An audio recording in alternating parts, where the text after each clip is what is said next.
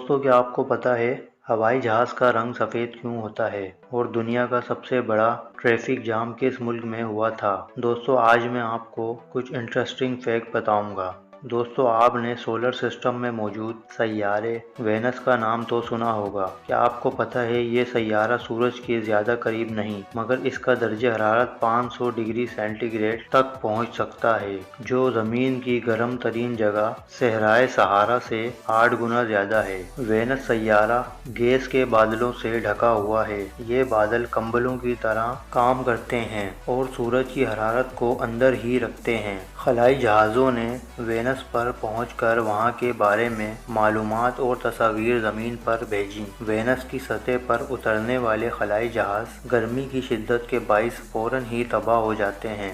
दोस्तों, आपको पता है एक मक्खी बीमारी यानी जरासीम के साथ साथ इन जरासीम का एंटीडोट उठाए फिरती है। आमतौर पर जब मक्खी किसी माया ग़िज़ा को छूती है तो वो इसे अपने जरासीम से आलूदा कर देती है, लिहाजा इसे माया में डुबकी देनी चाहिए ताकि वो इन जरासीम का एंटीडोट भी इसमें शामिल कर ले, जो जरासीम का मदावा करेगा। माइक्रोबायोलॉजिस्ट ने साबित किया है कि मक्खी के पेट में यीस्ट सेल पैरासाइट्स के तौर पर रहते हैं और पैरासाइट्स अपनी तादाद बढ़ाने के लिए मक्खी की तनफ्फुस की नालियों में घुसे होते हैं, और जब मक्खी किसी लिक्विड में डिबोई जाए तो पैरासाइट्स निकलकर लिक्विड में शामिल हो जाते हैं और पैरासाइट्स का मवाद इन जरासीम का एंटीडोट होता है जिन्हें मक्खी उठाए फिरती है।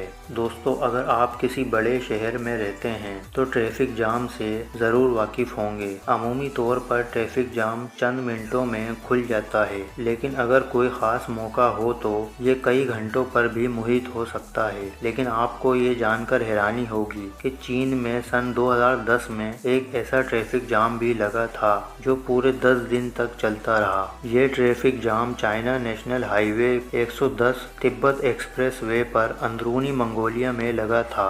ये जाम 13 अगस्त 2010 को लगना शुरू हुआ, जिसने हजारों गाड़ियों की रफ्तार सुस्त कर दी और इनकी 100 किलोमीटर तवील कतारें लग गईं। अगले 10 दिन तक जारी रहने वाला ट्रैफिक जाम इतना शदीद था कि बाज़ लोग पूरे दिन में अपनी गाड़ी को सिर्फ 1 किलोमीटर तक ही चला पाए। जो गाड़ियां निकलती, इनकी जगह नई गाड़ियां आकर फंसती रहीं। बाज़ गाड़ियां तो पूरे 5 दिन तक भी इस 10 रोज़ा ट्रैफिक जाम में फंसी रहीं। इसे दुनिया की तारीख का सबसे बड़ा ट्रैफिक जाम भी करार दिया जाता है। क्या आपने कभी सोचा है हवाई जहाज़ सफ़ेद रंग के क्यों होते हैं? दरअसल सफ़ेद रंग सूरज की शुआओं को मुनक्किस करके हवाई जहाज़ के अंदर की दर्जे हरारत को मुतवाज़िन रखने में मदद देता है। चूँकि हर रंग रोशनी को अपने अपने मखसूस अंदाज में मुनक्किस करता है, बाज़ रंग दर्जे हरारत को कम और बाज़ बढ़ाने का सबब बनते हैं। सफ़ेद रंग जहाज़ के अंदर के दर्जे हरारत को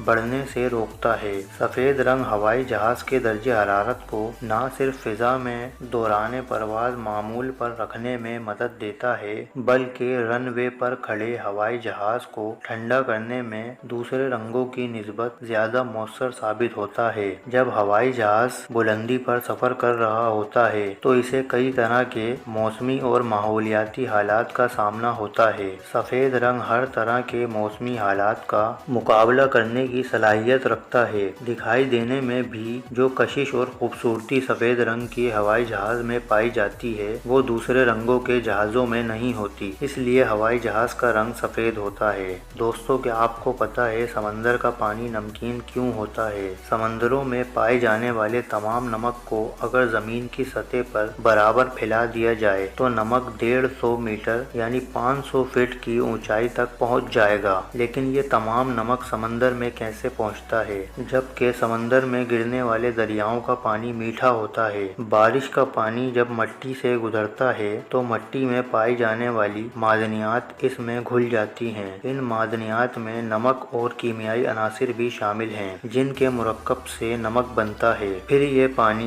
नदियों और दरियाओं के जरिए समंदर में भेज जाता है, इसलिए समंदर का पानी नमकीन होता है। दोस्तों, क्या आपको पता है जब हम रात को सोते हैं तो हमारा कद 1 सेंटीमीटर कम हो जाता है? जी हाँ दोस्तों, सुबह की वक्त हमारा कद 1 सेंटीमीटर बड़ा हुआ होता है, जबकि रात को सोने से पहले ये 1 सेंटीमीटर कम हो जाता है। और ऐसा इसलिए होता है कि सारे दिन की थकावट के बाद आपकी स्पाइन कंप्रेस हो जाती है, लिहाजा दिन में जब भी बैठें तो सीधे बैठने की कोशिश किया करें। दोस्तों, आप किसी को कॉल करते हैं तो आपकी कॉल मतलूबा शख्स के पास कैसे पहुंचती है? जब आप सेल फोन पर कोई नंबर मिलाते हैं तो रेडियो फ्रीक्वेंसी के जरिए आपका फोन इसका सिग्नल सेल फोन के करीबी टावर तक पहुंचा देता है। वहां से वो दूसरे टावर को मुंतकिल होता है और फिर इससे अगले टावर पर हत्ता के कॉल सफर करती हुई आपके मतलूबा फोन तक पहुंच जाती है। अगरचे ये सुनने में आसान लगता है, लेकिन तकनीकी लिहाज से ये खासा मुश्किल काम है। ये सारा अमल इतनी तेजी से मुकम्मल हो जाता है कि हमें एहसास तक नहीं होता। दोस्तों, उम्मीद है ये इंटरेस्टिंग फैक्ट्स आपको पसंद आए होंगे। मज़ीद ऐसी वीडियोस के लिए हमारे YouTube channel Ramzan Khan info को लाजमी सब्सक्राइब करें।